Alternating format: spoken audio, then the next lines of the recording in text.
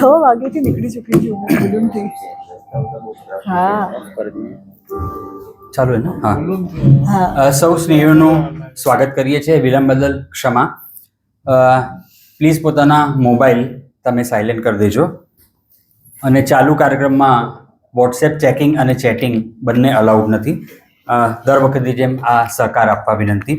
મિત્રો, Aspee charitable trust અને શકીલમ foundation 1998થી ચાલતી આપણી આ વ્યાખ્યાનમાળા આ પડાવ પર પહોંચી છે. આ વર્ષના 2025ના 5 વ્યાખ્યાન અને આજે છેલ્લું વ્યાખ્યાન છે, 5મું વ્યાખ્યાન છે. કાર્યક્રમ પતે પછી થોડીક અગત્યની વાતો કરવાની છે, પણ એ પહેલાં આપણે આ કાર્યક્રમમાં પ્રવેશ કરીએ. આપણા સ્પીકર હજી હમણાં જ આવ્યા છે મુલુંડથી ઠેક, એટલે હું એમને થોડુંક શ્વાસ લેવાની તક આપું છું. 2-4 પંક્તિઓ. આજે એમનો વિષય છે રામાયણના પાત્રો. થોડીક વાત રામાયણના પાત્રોનું કરીએ અને પછી હું અમીબેન ગણાત્રાને આમંત્રણ આપીશ. ઋષભ મહેતા નામના કવિ ગોધરામાં થઈ ગયા, અત્યારે તો ઓફ થઈ ગયા છે, પણ બહુ સુંદર લખ્યું છે એમણે કે થઈ ગયા કેવી રીતે ઈશ્વર તમે, થઈ ગયા કેવી રીતે ઈશ્વર તમે, કેટલું મુશ્કેલ છે બંદા થવું. બંદા એટલે કે ભક્ત. ભક્ત થવું પણ જો આટલું મુશ્કેલ હોય, તમે નરસિંહ મહેતા, બીરા, તમારી લાઈફ જો ભક્ત થવું જો આટલું મુશ્કેલ હોય, તો ઈશ્વરને તો કેવી રીતના થઈ શકો.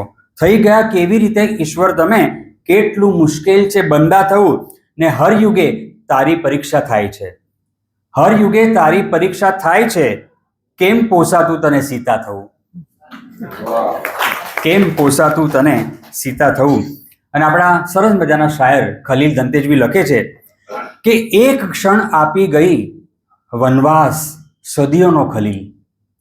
એક ક્ષણ આપી ગઈ વનવાસ સદીઓનો ખલીલ, એક ક્ષણ માટે જ મંથરા આપણી વચ્ચે હતી. એક ક્ષણ માટે જ મથરા આપણી વચ્ચે હતી.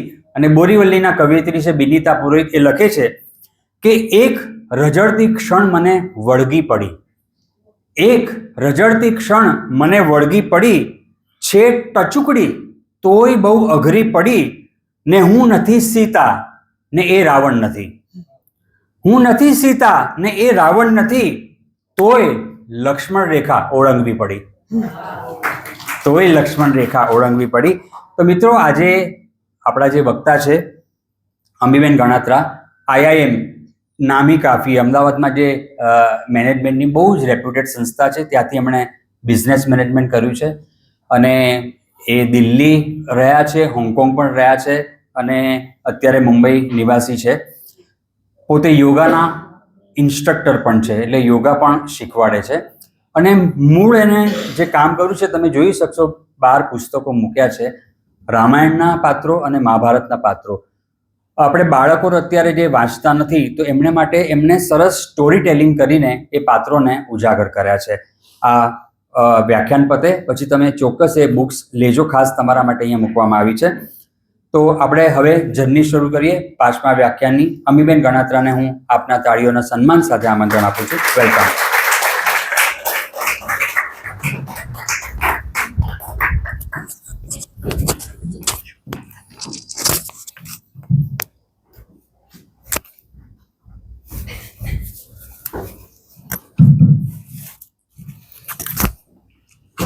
નમસ્તે. જય શ્રી રામ.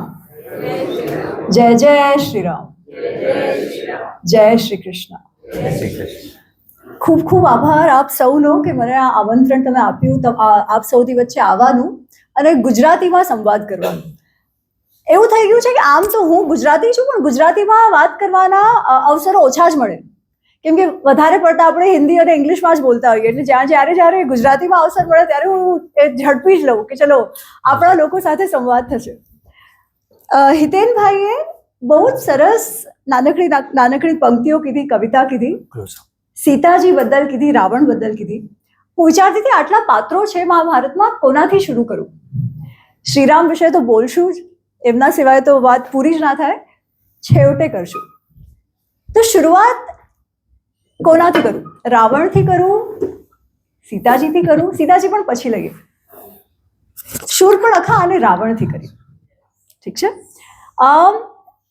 શરૂ કરવાની પહેલા મારે કેવું છે કે હું જે પણ કાંઈ કહીશ એ વાલ્મીકી રામાયણથી કહીશ. આ શા માટે કહું છું? કેમ કે જ્યારે આપણે રામાયણ વિશે વિચારતા પણ હોઈએ છીએ ને, ત્યારે આપણે વાલ્મીકી રામાયણ વિશે નથી વિચારતા. શેની વિશે વિચારીએ છીએ? રામાનંદ સાગર. ડેફિનેટલી રામાનંદ સાગર આપણે જે ટીવીમાં જોઈ છે, અને એ સિવાય જે આપણે પાઠો કરતા હોઈએ છીએ એ કયા હોય છે? ના, વાલ્મીકીના પાઠો નથી હોતા અનફોર્ચ્યુનેટલી. માનસના પાઠો હોય છે, હે ને? તુલસીકૃત રામચરિત માનસ, એના પાઠો હોય છે. એટલે અમુક વસ્તુ હું તમને જે કહીશ એ થોડીક છે, તમે જે સાંભળ્યું છે એનાથી ભિન્ન હશે. અને શા માટે આ મહત્વપૂર્ણ છે?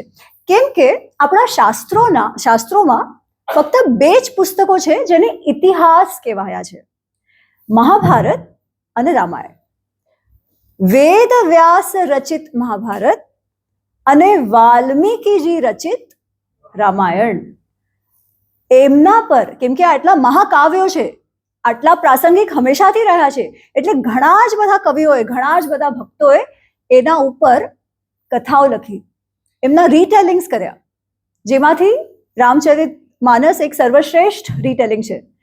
પણ એ વાલ્મીકી રામાયણ નથી. ભક્તિ ગ્રંથ તરીકે માનસનો કોઈ તોડ નથી, પણ ઇતિહાસ તરીકે તો આપણે વાલ્મીકી રામાયણ જ જાણવું રહ્યું. અને આજે આ શા માટે મહત્વપૂર્ણ છે એનું કારણ પણ એ છે કે મેં ક્યારે વિચાર્યું નહોતું કે હું આપણા શાસ્ત્રો વિશે વાત કરીશ. મારું તો જેમ એમણે કીધું પ્રોફેશનલ બેકગ્રાઉન્ડ રહ્યું છે, પણ મોટા થતા સમયે, સ્પેશિયલી જ્યારે કોલેજમાં હતા, આઈએમમાં હતા, ત્યારે ઘણીવાર મહાભારત રામાયણ પર ચર્ચાઓ થાય, અને શ્રીરામ વિશે હંમેશા એવું કહેવામાં આવે કે અરે શ્રીરામ તો બહુ બોરિંગ છે. તમારા બચ્ચાઓએ કહેતા હશે કૃષ્ણ તો મજા આવે, કેમ કે એ તો કળિયુગના છે, હે ને? વાત વાતે રૂલ્સ છોડી દે એટલે મજા આવે. શ્રીરામ ચાલો શીખવા જેવું તો છે, હવે ભગવાન છે તો આપણે કંઈ કહી તો ન શકાય, પણ કળિયુગ માટે નથી એવું આપણને કહેવામાં આવે, રાઈટ?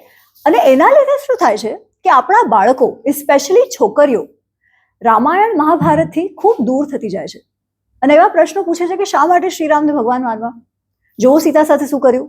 સીતાજી માટે આપણને એવો બિચારાપણાનો ભાવ છે, અને આપણને લાગે છે શ્રીરામે એમની સાથે અત્યાચાર કર્યો.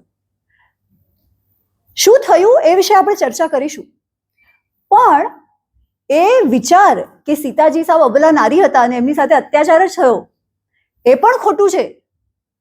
ઠીક છે, એ એમની સાથે અન્યાય છે, અને શ્રીરામ માટે આપણા જેવો વિચાર છે કે એ તો સાવ એટલે આ જ, અને બીજું કાંઈ નહીં, એવા એ પણ નહોતા.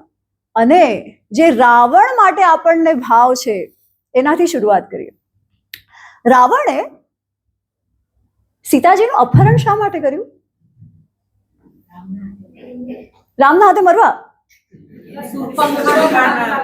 હા, તો આ પર આવો એના પહેલા મારે પૂછવું છે, તો રામાયણ ઘટિત થયું કેમ કે રાવણને મુક્તિ જોઈતી હતી, તો પછી એમાં શીખવાનું શું છે આપણી માટે? આપણે ઓસામા બિન લાદેન જેવા બની જઈએ એટલે ભગવાન આવે આપણને મારવા, બરાબર? કે એટલા બધા નફ્ફટ ને નાલાયક બનો કે ભગવાને આવવું પડે મારવા. ઈ શીખ છે? અગર ઇતિહાસથી આપણે શીખ લઈએ છીએ, ઇતિહાસ શું છે? ઇતિહાસ છે આપણને આપણા પૂર્વજોના જીવનથી આપણું જીવન જીવવાની શીખ મળે. પૂર્વ વૃત્તમ કથાયુક્તમ, જે પહેલા થઈ ચૂક્યું છે, જે કથા રૂપમાં આપણને કહેવામાં આવ્યું છે. શા માટે? ધર્મ અર્થ કામ મોક્ષાણામ ઉપદેશમ સમન્વિતમ. ધર્મ અર્થ કામ મોક્ષ ના ઉપદેશ આપણને મળે, એની શીખ આપણને મળે, આપણા પૂર્વજોના જીવનથી શીખ આપણને મળે, એટલા માટે આ ઇતિહાસ આપણને કહેવામાં આવ્યો છે.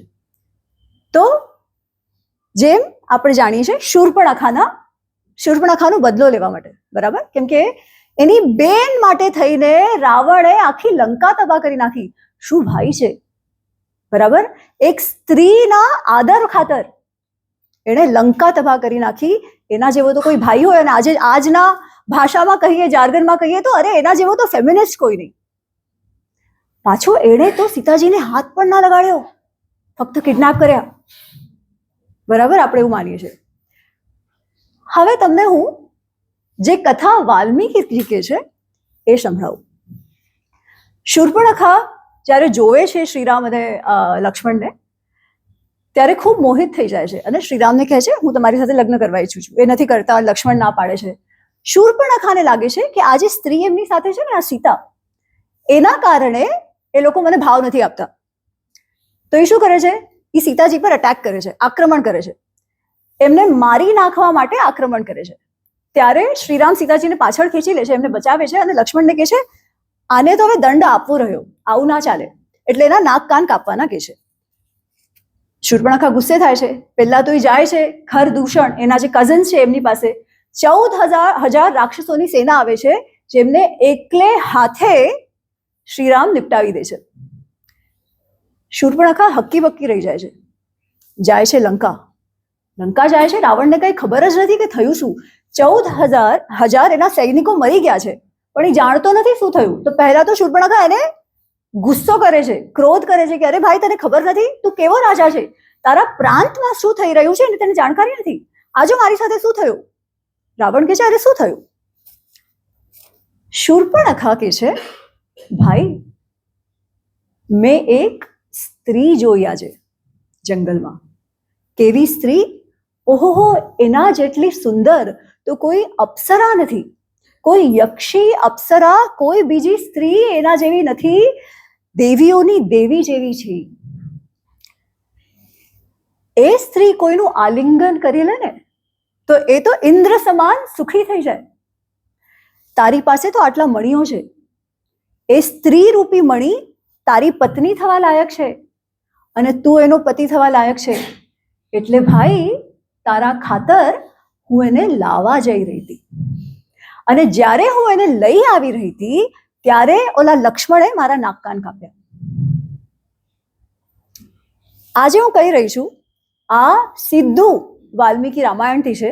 તમે પુસ્તકમાં આનો સંદર્ભ બી તમને મળશે કે કયા સર્ગમાં છે, કયો શ્લોક નંબર છે. શા માટે શૂર્પણખા આવું કહે છે? ભાઈ બહેનમાં આટલો પ્રેમ છે તો એના નાક કાન કાપેલા જોઈને ઊભા થઈને જવું જોઈતું હતું ને રાવણે, જેવું આપણે ટીવીમાં જોઈએ છે. તો પછી શા માટે નથી જતો? શા માટે શૂર્પણખા ખોટું બોલે છે? તે પછી જાય છે રાવણ, એના પછી તરત જાય છે, કેમ કે વાલ્મીકીજી કહે છે એના અંગ અંગ જાણે બળી ગયા, કામ આસક્ત થઈ ગયા, કામ લોલુપ થઈ ગયો એ, અને ઉઠીને જાય છે. મારી સાથે જઈને પછી પ્લાન બનાવીને સીતાજીનું અપહરણ કરે છે. શા માટે? ખોટું બોલવાની શું આવશ્યકતા હતી? હળાહળ ખોટું બોલ્યું.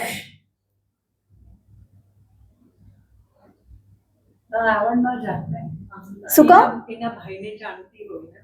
બરાબર. એનો અર્થ રાવણ શૂર્પણખા માટે નથી ગયો, રાવણ પોતાના લસ્ટ ખાતર ગયો છે.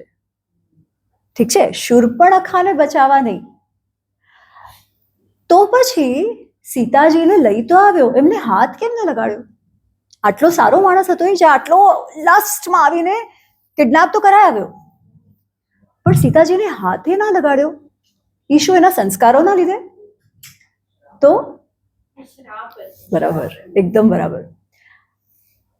રાવણ જ્યારે હનુમાનજી આવે છે અને હનુમાનજી ઓલું લંકાદહન ને બધું કરી જાય છે, ત્યારે રાવણ સભા બોલાવે છે અને એમને એના મંત્રીઓને કહે છે, કેમ કે હવે એને કેવું પડે એમ હતું કે શું કામ આવો હનુમાનજી આવીને કરી શું ગયા. એટલે એ કહે છે કે આમાં હું આ સ્ત્રીને લાવ્યો છું, મેં અશોક વાટિકામાં રાખી છે, હું એને ખૂબ ચાહું છું, પણ એ માની નથી રહી, અને હવે આમ થઈ ગયું, એનો વર છે શ્રીરામ વગેરે વગેરે, એ બધું જણાવે છે. એનો એક મંત્રી છે મહાપાર્શ્વ. મહાપાર્શ્વ કહે છે અરે મહારાજ, તમે શેની રાહ જોવો છો? તમને એના પરમિશન હાકેનાની શા માટે પડી છે?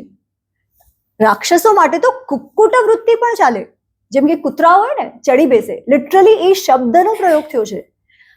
રાક્ષસો માટે તો કુક્કુટ વૃત્તિ એ ચાલે. તમે શા માટે પ્રતીક્ષા કરી રહ્યા છો? મજા કરો, પછી રામ આવે કે ના આવે શું ફરક પડે છે? રાવણ કે છે મહાપાર્શ્વ, તને એક રહસ્ય કહું છું. રહસ્ય એ છે કે એકવાર પુંજિક સ્થલા નામની સ્ત્રી હતી, જેની સાથે મેં જબરદસ્તી કરી હતી. એ એટલી બધી દુખી થઈ ગઈ, એટલી બધી ક્રોધિત થઈ ગઈ કે એણે જઈને બ્રહ્માજીને કહી દીધું. બ્રહ્માજીએ કીધું હવે તારું બહુ થયું, અગર આના પછી તું કોઈ સ્ત્રી પર જબરદસ્તી કરીશ તો તારું માથું ફૂટી જશે, મને મારા મૃત્યુનો ડર લાગે છે. હવે પુંજિક સ્થલા એકલી સ્ત્રી નથી. રાવણે પોતાના ભાઈ, જે એનો સ્ટેપ બ્રધર છે, સોતેલો ભાઈ છે કુબેર, એની વહુને પણ નથી છોડી. કુબેરનો દીકરો નળ કુબેરની વાઈફ રંભાને પણ નથી છોડી. અને એવી તો કેટલીય સ્ત્રીઓ છે જેમની સાથે રાવણે દુર્વ્યવહાર કર્યો છે. આજે જે એની આપણે આમ ઓહો હો મહિમા મંડન કરીએ છીએ કે અરે એ તો બહુ મોટો શિવભક્ત, અરે એ તો ફક્ત મુક્તિ ચાહતો હતો. ના, વાલ્મીકીજી તો એવું કાંઈ નથી કહેતા. ઠીક છે, વાલ્મીકીજી તો એવું કાંઈ નથી કહેતા.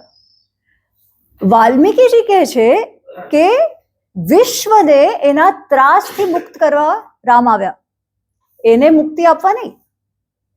અને અગર મુક્તિ જોઈતી હોય તો એની માટે ગીતા જે આપણને કહે છે ને કે આ રસ્તો કેવી રીતે નિષ્કામ કર્મ કરીને સંન્યસ્ત થઈને તમને મોક્ષ મળે છે એ તરીકો હોય, ટેરરિસ્ટ બનવાનો નહીં. રાઈટ? હવે ઘણી સમય તો જેમ કે મેં કીધું કે આ રાવણ જે છે એનું જે કેરેક્ટર આપણે સમજીએ છીએ એના કરતા સાવ ભિન્ન છે. સ્ત્રી લોલુપ છે, કામ લોલુપ છે. ઠીક છે, અને આ વાત એની વાઈફ પણ જાણે છે. તો એકવાર એક કોલેજમાં મારું સેશન હતું અને છોકરીઓ હતી. તો એક છોકરી કે મેમ અમારા કોલેજમાં અમારા પ્રોફેસર છે અને પ્રોફેસર અમારી સાથે વાત કરી રહ્યા હતા કે what kind of a husband do you want. અને ઘણી બધી છોકરીઓએ કીધું લાઈક રાવણ, કે રામ અને રાવણમાંથી ચૂઝ કરવાનું છે. ઘણી બધી છોકરીઓએ કીધું વી like a husband like Ravan because he was a very good husband. So what do you have to say about that? મેં કીધું યાર, રાવણ સારો વર હતો કે નહોતો એ કહેવા વાળી હું કે તારી ટીચર કોણ? એ તો મંદોદરીને પૂછો. બરાબર, મંદોદરીને પૂછો એ કેવો વર હતો. મંદોદરી શું કહે છે રાવણ વિશે? અંતમાં આવે છે યુદ્ધકાંડમાં જ્યારે રાવણની મૃત્યુ થઈ જાય છે એ સમયે મંદોદરી કહે છે, બધી સ્ત્રીઓ એની રડતી રડતી આવે છે, મંદોદરી પણ રડતી રડતી આવે છે, એનું તો બધું સમાપ્ત થઈ ગયું ને. એના દીકરાઓ મેઘનાદ, ઇન્દ્રજીત, અક્ષ બંને મરી ગયા, પતિ પણ મરી ગયો, એટલે દુઃખી તો છે, રડી રહી છે. પણ જ્યારે એ આવે છે ત્યારે એ શ્રીરામને કાંઈ નથી કહેતી. નહીં તો આ કોઈ પોતાના વરને જાણે મારી નાખ્યો તો ગુસ્સો હોય ને, તમને એવું કે શ્રાપ દઈ દઈએ. મંદોદરી આવે છે ને મંદોદરી ઓલા શવને જોઈને કહે છે આવું તો થવાનું જ હતું, હું તો જાણતી હતી. મને તો આશ્ચર્ય એ વાતનું થાય છે કે જ્યારે તમે સીતાને ઉપાડી આવ્યા ત્યારે એના સતીત્વથી કેવી રીતે તમે ભસ્મ થઈ ગયા. મેં તમને કેટલું સમજાવ્યું કે આ સ્ત્રી તમારી મૃત્યુ બનીને આવી છે, પણ તમે માનવા જ તૈયાર નહોતા. તમારી પાસે ક્યાં સ્ત્રીઓની કમી હતી? અને અગર સીતા સાથે કમ્પેર કરવું હોય તો રૂપમાં, કુળમાં, ગુણમાં હું સીતા કરતા ક્યાંય સારી છું. તે છતાંય તમારા મનમાં કામ હાવી થઈ ગયું હતું. મંદોદરી કહે છે પુરા ઇન્દ્રિયાણી જીતવા જીતન ત્રિભુવન થયા. એક સમય પહેલા તમે તપસ્યા કરી. તપસ્યા જ્યારે કરો ત્યારે કેવી રીતે સેલ્ફ ડિસિપ્લિન સાથે કરવું પડે, કંટ્રોલ સાથે કરવું પડે. જ્યારે તમે તમારા મન પર કંટ્રોલ કર્યો, તમારી બધી ઇન્દ્રિયોનો નિગ્રહ કર્યો, તમે ત્રિભુવન, ત્રણેય લોકો પર વિજયી થયા. એ જે ઇન્દ્રિય છે ને રાવણ, એ ઇન્દ્રિય તમારી એ લોકોએ એ વેર યાદ રાખ્યો કે તમે એમને કાબુમાં કરી હતી. અને પછી શું થયું? એલ તમારા પર હાવી થઈ ગઈ, તમારી કામ આસક્તતા તમારા પર હાવી થઈ ગઈ, તમારું મોહ તમારા પર હાવી થઈ ગયું, તમારું ક્રોધ, તમારું અહંકાર તમારા પર હાવી થઈ ગયું. અને જ્યારે એવું થાય પતન તો નિશ્ચિત જ છે. આ મંદોદરીનું કેવું છે. પણ તે છતાં આપણે રાવણને હંમેશા એક મહાન ભક્ત, આ તે શિવજીનો મોટો ભક્ત તરીકે જોયા છે. વાલ્મીકી રામાયણમાં રાવણની શિવ ભક્તિ કઈ રીતે ચાલુ થાય છે એ આવે છે. ભક્તિથી નથી ચાલુ થતી, લાચારીમાં ચાલુ થાય છે. કુબેરને હરાવીને જ્યારે એણે ઘણી તપસ્યા કરી અને રાવણને જ્યારે અમરત્વ, ઓલમોસ્ટ અમરત્વનું વરદાન મળી ગયું બ્રહ્માજીથી, પછી એને એમ થયું કે હું તો જઈને બધાને હરાયો, બધા રાજાઓને હરાયો. તો એ રીતે ભાઈને હરાવવા માટે કૈલાશ ગયો. ત્યાં કુબેરને હરાવી દીધું. પુષ્પક વિમાન કુબેરનું હતું, એ લઈ લીધું અને ત્યાં ફરતો હતો. પર્વત ત્યાં કૈલાશ પર એને જવાનો પ્રયત્ન કર્યો. નંદી મહારાજે કીધું અરે અહીંયા તારે ના આવાય, આ તો શિવની ક્રીડા ભૂમિ છે. રાવણ કે કો અયમ શિવ, આ શિવ કોણ છે? મને ના પાડશે, એ જોશે હવે મારી શક્તિ શું છે. અને એ ત્યાં ફરવા માંડે છે. તો નંદી પાછું એને સમજાવવાનો પ્રયત્ન કરે છે, નથી માનતો. એ કે અરે તમે મને નાશ ઉપાડવા વાળા છો, આ તો કૈલાશનું આ શિખર છે ને એને જ હું ઉપાડી દઈશ. અને કૈલાશ ઉપાડવાનો પ્રયત્ન કરે છે. હવે શિવજી તો શિવજી છે, એ પોતાનો અંગૂઠો થોડોક સો દબાવી દે છે અને રાવણના જે હાથ છે એ એકદમ પીસાઈ જાય છે નીચે. જોર જોરથી રાડો પાડવા માંડે છે. ઇનફેક્ટ એનું નામ ત્યાં સુધી રાવણ નથી, એનું નામ દશગ્રીવ છે. પણ એના જ્યારે હાથ દબાઈ ગયા છે અને જોર જોરથી ચીસો પાડે છે, ત્યારે એ ચીસોથી જે પ્રકૃતિના બીજા પ્રાણીઓ છે ને એ હવે ડરી જાય છે ને એ ચીસો પાડવા માંડે છે. એણે કેમ કે પોતે રડ્યો અને દુનિયાને રડાવી દીધી, એટલા માટે રાવણ કહેલાયો. રાવયતી ઇતિ રાવણ, જે દુનિયાને પોતાના રડવાથી રડાવી દે છે, એ રાવયતી ઇતિ રાવણ. પછી એના મંત્રીઓએ કહ્યું કે એક જ તરીકો છે, તમારે અહીંયાથી છૂટવું હોય તો શિવજીની પ્રાર્થના કરો. શિવજીની પ્રાર્થના કરશો તો ક્યાંય શિવજી ભોળા છે, માની જશે. અને ત્યારે પછી રાવણ પ્રાર્થના કરે છે, શિવ તાંડવ સ્તોત્ર નથી ગાતું. કેમ કે કારણ કે શિવ તાંડવ સ્તોત્ર વાલ્મીકી રામાયણમાં, શિવ પુરાણમાં શેમાં પણ નથી. એ ખૂબ પછી લખાયેલી કવિતા છે. એનું જે છંદ છે ને, જટાટવી ગલત જલત પ્રવાહ પાવિત સ્થલે, એ પણ ખૂબ લેટર ડે 7th 8th સેન્ચુરીની વાત છે. ત્યારના કોઈ કવિએ રાવણ નામમાં એ કવિતા લખી છે અને છેલ્લે એટલા માટે રાવણ રચિતમ નહીં આવે છે. પણ કોઈ પણ પુરાણમાં કે ઇતિહાસમાં શિવ તાંડવ સ્તોત્રનું વર્ણન નથી. પણ એ પ્રાર્થના કરે છે અને શિવજી પછી એને કહે છે, પછી એને છોડી મૂકે છે. તો એની જે ભક્તિ છે એ પણ આવી રીતે શરૂ થઈ છે. અને શિવ પુરાણમાં પણ આપણે જોઈએ છે કે એ બહુ મોટો ભક્ત, એ ભક્ત છે કે ઓબ્સેસ છે. ના ના, હું ચાહું છું એટલે તમે આવો. ભક્તિ એટલે શું? ભક્તિ એટલે આપણે સમર્પણ કહીએ. જેમ ભગવાન ચાહે એવું તમે કરો, બધું ભગવાન પર છોડી દો. આ શું કરે છે? ના ના ના, તમારે મારી સાથે આવું પડશે, આવું નહીં કરો તો આમ કરી દઈશ. ધમકી નો આપે, તમને બ્લેકમેલ નો કરતા, એવો તો કઈ ભક્ત હોય? એને શેનો ભક્ત કહેવાય? તો ઓબ્સેશન કહેવાય, રાઈટ? તો એનીવેઝ, આ રાવણનું પાત્ર છે. આપણે જરા પણ રાવણને ગ્લોરીફાય કરવાની જરૂરત નથી અને તમારા બાળકોને પણ એ સમજાવવાની જરૂરત છે. રાવણનું પતન થવાનું કારણ એ જાતે હતો, કોઈ આર્યન દ્રવિડિયન થિયરી નહોતી. કેમ કે એક એવી થિયરી આજકાલ વાત થાય છે કે રામ તો આર્યન હતા નોર્થના અને રાવણ સાઉથનો દ્રવિડિયન હતો, દક્ષિણનો દ્રવિડિયન હતો. એટલા માટે એમનું યુદ્ધ થયું. ધર્મ અધર્મ કાંઈ નહીં. કેમ કે અગર રાવણ આટલો મહાન હોત તો પછી અધર્મની વાત ક્યાં આવી? એને કઈ કર્યું જ ન હોય તો પછી અધર્મી ક્યાંથી થયો? હે ને?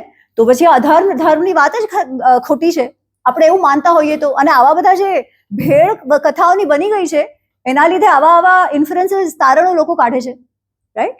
તો આ કોઈ આર્યન દ્રવિડિયન પણ નથી. આ ધર્મ અધર્મનો યુદ્ધ છે. શા માટે? કેમ કે રાવણ એક સાવ એટલે સાવ અધર્મી હતો. ઠીક છે, તો આ વાત થઈ ગઈ. વિભીષણ વિશે થોડીક શી વાત કરીએ. વિભીષણ વિશે તમે શું સાંભળ્યું છે? હા, જોરથી.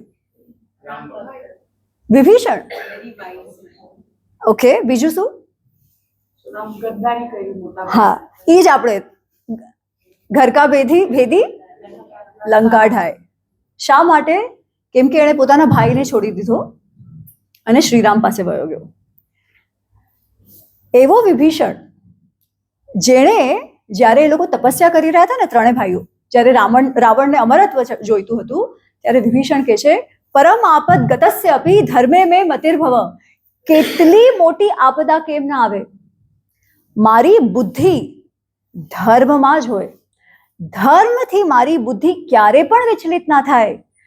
હે બ્રહ્મા, તું મને એવું વરદાન આપ. અને બ્રહ્માજી કહે છે, તથાસ્તુ. એવા વિભીષણને આપણે ઘરકા ભેદી કહી દીધું. કામ લોલુપ રાવણને આપણે શિવ ભક્ત કહી દીધું, રાઈટ? તો વિભીષણે શા માટે કર્યું એણે જે કર્યું? આ જે પછી રામ ભક્ત ને એ બધી જે વાતો છે ને, એ વાલ્મીકી રામાયણમાં નથી. વાલ્મીકી રામાયણમાં એને પણ કંઈક એણે પણ જેટલું જાણ્યું છે, એ 14,000 રાક્ષસોને જે માર્યું છે, એ જ બધું એણે જાણ્યું છે. પછીની કથાઓમાં એને વિષ્ણુ ભક્ત એવું બધું કહેવામાં આવ્યું છે. વાલ્મીકી રામાયણમાં એનો કોઈ મેન્શન નથી, but it doesn't matter. Vibhishan એક એવો મનુષ્ય છે જે ઘડી ઘડી રાવણને સાચી સલાહ આપે છે. હંમેશા, સીતાજી વાળા જ પ્રસંગમાં નહીં, હંમેશા વિભીષણ રાવણને સાચી સલાહ આપે છે.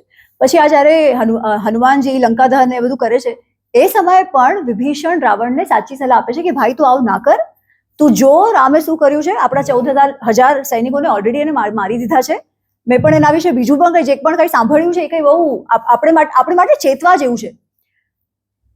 રાવણ કે છે મને ખબર છે તું શા માટે આવું કે છે, તું મારાથી જલે છે, મારું જે ઐશ્વર્ય છે ને એ તારાથી જોવાતું નથી, આમ પણ સૌથી વધારે આપણાથી જલવાવાળા આપણા જ લોકો,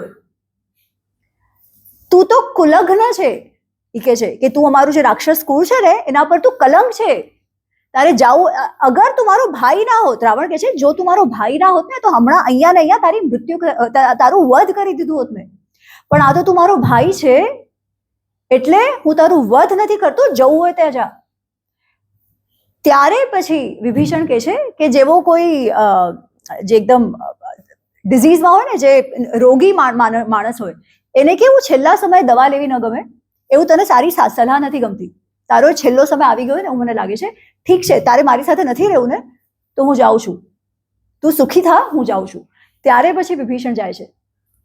શા માટે? કેમ કે રાવણે એકચ્યુઅલી એને કાઢી મૂક્યો છે અને વિભીષણને એ ડર પણ છે, કેમ કે હવે તો રાવણ એને શત્રુની જેમ જોવે છે ને, અને જ્યારે યુદ્ધ શરૂ થાય ત્યારે તમને આજુબાજુમાં શત્રુ ન જોઈતા હોય, એટલે બધું છોડીને વિભીષણ જે છે એ શ્રીરામ પાસે જાય છે અને કહે છે હે રામ, હું તમારી શરણમાં આવ્યો છું. પણ જ્યારે વિભીષણ શ્રીરામના ચરણમાં આવે છે ત્યારે શ્રીરામે શું કર્યું તમને લાગે છે? ફર્સ્ટ સ્ટેપ એમણે શું કર્યું હશે? હા, એટલે એ વાત થાય છે કેવી રીતે? જનરલી આપણે સાંભળીએ છીએ શરણાગત વત્સલ, રાઈટ? શરણમાં આવી ગયો એટલે લઈ લીધું. એ એક જ વાત, એક પોઈન્ટ છે, પણ ફક્ત એ પોઈન્ટ નથી ના. એકચ્યુઅલી પહેલા તો એ બધા વાનરોને બોલાવે છે, કેમ કે એમની તો સેના છે નહીં ને, એ તો વાનર સેના પર ડિપેન્ડન્ટ છે, જે બધા એમના સેનાપતિઓ છે એ બધા વાનરો છે. તો કોને લેવું કે ના લેવું એ નિર્ણય તો બધાના સહેમતીથી થવો જોઈએ છે ને. ટીમના બધા જે લોકો છે એ લોકોને માન્ય તો હોવો જોઈએ. એટલે સૌથી પહેલા એ બધાને બોલાવે છે. વિભીષણ નથી ત્યાં, વિભીષણ બહાર જ છે, અને કહે છે કે આમાં વિભીષણ આવ્યો છે, તમારો શું મત છે આપણે કરવું જોઈએ? તો બધા પોતપોતાના અલગ મતો આપે છે. હનુમાનજી એકલા જ છે જે કહે છે મને લાગે છે આપણે લેવું જોઈએ, બાકી બધા કહે છે કે યાર અથવા તો આપણે એને ટેસ્ટ કરવું જોઈએ, આ કઈ સમય બરાબર નથી લાગતો, કઈ દાળમાં કાળું છે, શા માટે પોતાના ભાઈના છોડીને આવ્યો છે? હનુમાન કહે છે મેં એને જોયો તો ત્યાં રાવણની સભામાં, અને મને દંડ ના આપવાની વાત ફક્ત એણે કરી હતી, એટલે મને એવું લાગે છે કે એ બધા જે રાક્ષસો છે ને એમાં કોઈ એક માણસ ધર્મ સમજતો હોય, કોઈ એક માણસ સારો વ્યક્તિત્વ વાળો હોય તો આ વિભીષણ છે. હનુમાનજી કહે છે મને લાગે છે કે વિભીષણને એ વાત ખબર છે કે વાલીને મારીને તમે કિષ્કિંધા સ્વયં હડપી નથી લીધું, તમે સુગ્રીવને આપ્યું, સુગ્રીવ તમારી સાથે હતો. તો ક્યાંક વિભીષણને પણ એવી કામના હોય કે રાવણ તો મરવાનો જ છે, તો અગર એ ખતમ થઈ જાય તો પછી હું રાજા બની જાઉં, એવો ક્યાંક એનો મત હોય, એવું કંઈક એને એનું જોઈતું હોય, એવું કંઈક એની ચાહ હોય, એટલા માટે મને લાગે છે એને લેવામાં વાંધો નહીં. સુગ્રીવ કે છે જે એના ભાઈનો પણ ના થયો એ આપણો કેવી રીતે થાય, રાઈટ? એટલે બધાના અલગ મતો છે. શ્રીરામ કે છે તમારા બધાની વાત સારી બરાબર છે.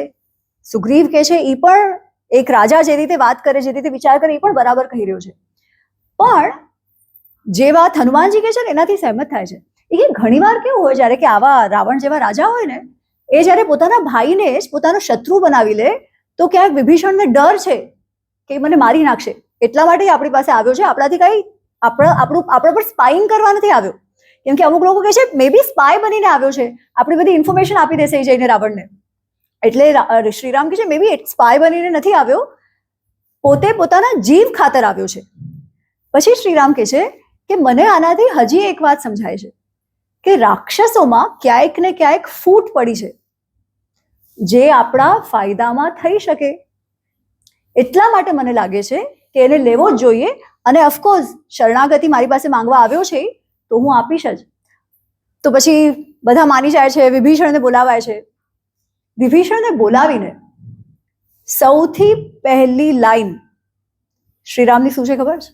કેમ કે લઈ તો લીધો પણ હજી ચેક નથી કર્યો. ઠીક છે, ચેક નથી કર્યો હજી. શ્રીરામ કે છે, વિભીષણ તું મને અશેષેણ એક પણ વસ્તુ છોડ્યા વગર લંકાનું શું કે લંકાયાહ બલાબલમ, લંકાની જે સ્ટ્રેન્થ અને વીકનેસીસ છે ને, જેનું બલ અબલ છે, જેના છિદ્રો છે એનું બલ છે, એ બધું તું મને જણાવ, કાંઈ પણ છોડ્યા વગર, તરત. હવે અગર ઓલો સ્પાય હોત કે એના મનમાં પાપ હોત તો એની ભાષાથી એની બોડી લેંગ્વેજથી સમજ આવત ને. પણ વિભીષણ બધું કહી દે છે. વિભીષણ કે છે આટલી આટલી સેના છે, રાવણ જે છે એ આટલો શક્તિશાળી છે, કુંભકર્ણ આટલો શક્તિશાળી છે, વગેરે વગેરે. એ બધાનું એ જે ડાઉનલોડ આપી દે છે શ્રીરામને. શ્રીરામ સાંભળે છે અને કહે છે, તું મને કહે છે કે લંકા ખૂબ શક્તિશાળી છે, પણ હું તને કહું છું વિભીષણ કે આ રાવણ અને એના બધા બાંધવો, સબાંધવા બધાનો હું વિનાશ કરી નાખીશ, બધાને યમલોક પહોંચાડી દઈશ અને તને લંકાનો રાજા બનાવી દઈશ. તરત આપણે કહીએ ને કેરેટ તરત આપી દીધું, બિલકુલ એમણે રાહ ન જોઈ. એટલે શરણાગત વત્સલ વાળો ભાવ છે પણ બુદ્ધિ મૂકી નથી દીધી બાજુમાં. શ્રીરામ રાજા હતા. શ્રીરામે રામ રાજ્યની સ્થાપના કરી. રાજ્યને ચલાવવા તમારે સામ દામ દંડ ભેદ બધું જ અપનાવવું પડે અને શ્રીરામે પણ એ બધું જ અપનાવ્યું. મર્યાદા પુરુષોત્તમ આ શબ્દ વાલ્મીકી રામાયણમાં નથી. તો શું શ્રીરામ મર્યાદાનું પાલન નહોતા કરતા? કરતા હતા. પણ વાલ્મીકી રામાયણમાં એનાથી પણ ગહેન શબ્દનો પ્રયોગ થયો છે. એમની માટે કહેવાયું છે રામો વિગ્રહવાન ધર્મ. રામ ધર્મનું મૂર્તિમંત પ્રતીક છે. ધર્મ સંસ્થાપન માટે જે પણ કરવું જોઈએ એ શ્રીરામે કર્યું છે, જે રીતે શ્રી કૃષ્ણએ કર્યું છે. બંનેનું ધ્યેય એક જ છે, ધર્મ સંસ્થાપનાર્થાય સંભવામી યુગે યુગે. ધર્મનું સંસ્થાપન કરવા બંને આવ્યા છે. પૃથ્વીને અધર્મીઓથી મુક્ત કરવા એ આવ્યા છે અને એની માટે જે પણ કરવું જોઈએ એ એમણે કર્યું છે. હું શ્રીરામની બીજી વાત કહું તમને. વાલીવધ, વાલીને પાછળથી માર્યો. આ ક્યાંની મર્યાદાનું પાલન છે આમ જોવા જઈએ તો? હે ને? આપણે અગર જે આપણા મનમાં છે કે Shriram black and white, Krishna જેવું કાંઈ પણ રમત ના રમે એવું આપણે માનીએ છીએ. આપણે આપણી મર્યાદા શ્રીરામ પર ઠોકી દઈએ છીએ, જે આપણી સમજમાં જે મર્યાદા છે. ઠીક છે, પણ એનીવેઝ તો શ્રીરામે વાલીને પાછળથી તો માર્યો છે. શા માટે? તમારે ટાઈમનું ધ્યાન રાખવું પડશે, હું ફ્લોમાં ભૂલી જાઉં. શા માટે વાલીને? હાજી, બરાબર. આ વાત આપણે સાંભળી છે. આ વાત અગર વાલીમાં એવો ગુણ હોય કે એની સામે જે આવે એની અડધી શક્તિ લે, પછી તો પાછળથી જ મારવું પડે, તો પછી મર્યાદાનું પાલન થઈ ગયું એટલે આપણે ખુશ. પણ વાલ્મીકીજી આવું નથી કહેતા. ઠીક છે, વાલ્મીકીજી આવું કાંઈ જ નથી કહેતા. અને આ પ્રશ્ન કે મને પાછળથી શા માટે માર્યો, તમે અધર્મ કર્યું છે, આ વાત સ્વયં વાલી શ્રીરામને પૂછે છે. કેમ કે વાલીને જ્યારે માર્યો ત્યારે એકદમ હજી મરી નથી ગયો અને શ્રીરામને બધા એની પાસે આવ્યા. તો વાલીએ શ્રીરામને જ્યારે જોયા ત્યારે સમજી ગયો શું થયું છે અને એ શ્રીરામને જોઈને કહે છે, અરે તમારા વિશે તો મેં સાંભળ્યું, તમે તો ખૂબ ધાર્મિક છો, તમે તો ખૂબ નિષ્ઠાવાન છો, એવું બધું મેં સાંભળ્યું હતું. પણ તમે તો સાવ અધર્મી છો. તમે તો ફક્ત વેશ તપસ્વીઓનો પહેર્યો છે, પણ એ વેશમાં તમે તો અધર્મી નીકળ્યા. મારી જો તમારી સાથે કઈ શત્રુતા નહોતી તો મને શા માટે પાછળથી માર્યો? આ કેવો ધર્મ છે? આ તો અધર્મ કર્યો છે તમે. શ્રીરામ કહે છે, ભઈલા ધર્મ અધર્મની તું વાત કરે છે? ધર્મ અધર્મની વાત કરે છે? તને ખબર છે ધર્મ અધર્મ શું છે?